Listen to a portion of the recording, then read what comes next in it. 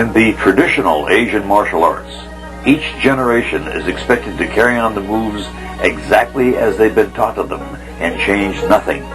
That's why they're called traditional styles. The traditionalists are doing things virtually the same today as they were when their styles were originally developed.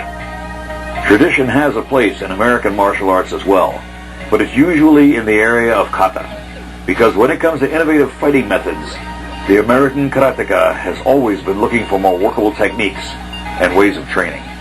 You know, back in 1881, a man by the name of John L. Sullivan was the world heavyweight boxing champion, and he was as good as it got back then. But think about it. How long do you suppose he would have lasted in the ring against Muhammad Ali? Boxing techniques had improved so much between their eras, it wouldn't even have been a contest. And the same holds true for the very early days of karate here in the United States. Until the tournament circuit had been established, and the competitors had a chance to see what the other practitioners had, the art of freestyle was still in its infancy here. It developed only after the practitioners had a chance to get beaten by one another and to understand what they were up against before they could even begin to prepare for it. The early days of American freestyle was all trial and error, and quite frankly, by comparison to today, it was terrible. As far as overall progress is concerned, Professor Chow undoubtedly improved upon what he had been taught, and Ed Parker certainly improved upon what Professor Chow had taught him. And it was our responsibility as Mr. Parker students to continue to improve even upon that. And finally, it's your duty to improve upon what we teach you, and in time, for your students to improve upon what you teach them, because that's how it's supposed to be. The Karate Connection was created on the premise that with solid Kenpo basics and all of the fighting concepts and principles integrated into the Karate Connection's 55 techniques, we can take beginners to where they need to be in a relatively short period of time and give them all the necessary tools to carry on the traditions as well as become the innovators of Kenpo in the future. In a moment, you'll be seeing several of our students demonstrating some of the Karate Connection basic techniques. But these will be techniques that they have blended other techniques or pieces of techniques onto or into, which is the ultimate goal of our system. The concept behind Karate Connection Kenpo is that we give you the tools that enable you to change with the action and go with the flow, instead of trying to teach you a specific technique for every possible action or reaction known to man, which could take you a lifetime to learn and leave you no time to practice to actually become proficient. So here's what some of our students have done with what we taught them. This will let you see where they've taken our system and possibly where it's headed to in the future. Hopefully by you, and then your students, and their students, and so on, into infinity. This is Sandra Cadena with Terry Seiler from Cadena's Kenpo Karate in Valpurias and Corpus Christi, Texas. Her first combination is the beginning of our technique, Broken Lightning, combined with the ending of Circling Devastation. Here's Fist of Fury, with the ending of Circling Devastation. And last is Stinging Butterfly with a combination of extemporaneous shots thrown in for good measure at the end.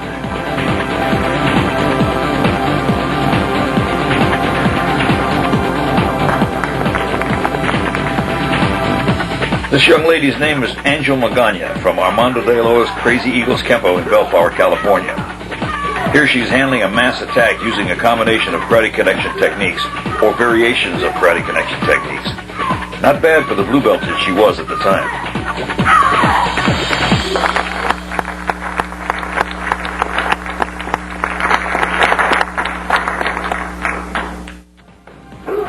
This is Brian Antak of Bakersfield, California, doing a few fast blends of some of his favorite techniques.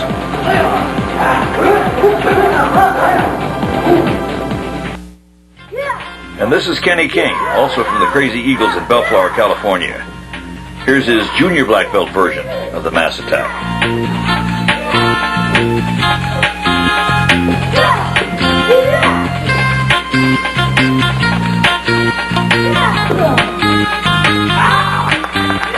This is Joey Cadena. Joey's doing Crenshaw High Five, ending with a shoulder throw. Then Raking Hammer blended with the finish of Circling Devastation. Gathering the Dragon with a knee thrown in for good luck. Here from the Crazy Eagles is an adult version of the mass attack by Efren Placidos.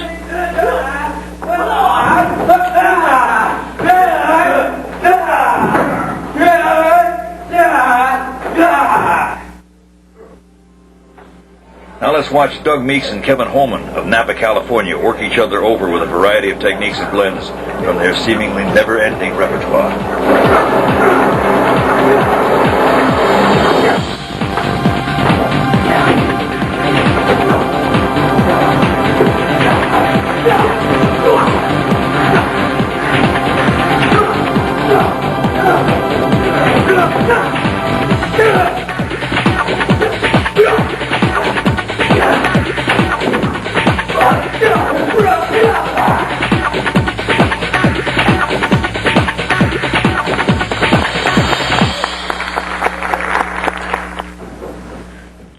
Of Pittsburgh, Kansas, has turned several Karate Connection techniques into knife fighting techniques.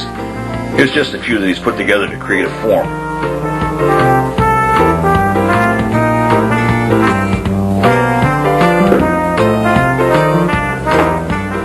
You've seen Armando De Loa's Crazy Eagles mass attack done by a blue belt young lady, a junior black belt, and an adult black belt.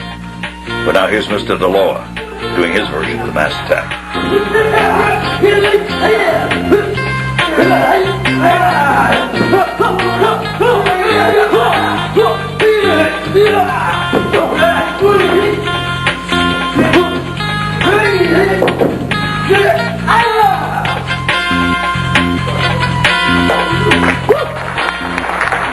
If you know anything at all about the Karate Connection, you know that we love to actually see and feel our techniques hit the targets.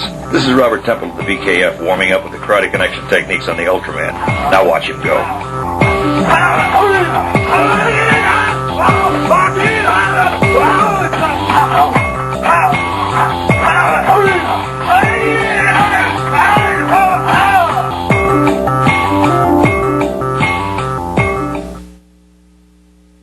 The Karate Connection takes such pride in its people, we'd like to share with you a little bit about some of the folks you've seen here.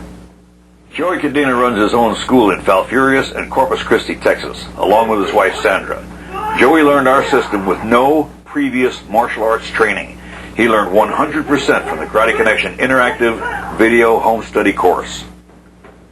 It was Joey who then taught Sandra, who now teaches others. Armando De Loa was a black belt from another style who learned Karate Connection Kenpo from the videos, and in turn taught Angel, Kenny, and Efren Placido, who now teaches for Mr. De Loa. Brian Antak was already a Kenpo black belt who wanted to learn the Karate Connection Kenpo. He also did it from the videos.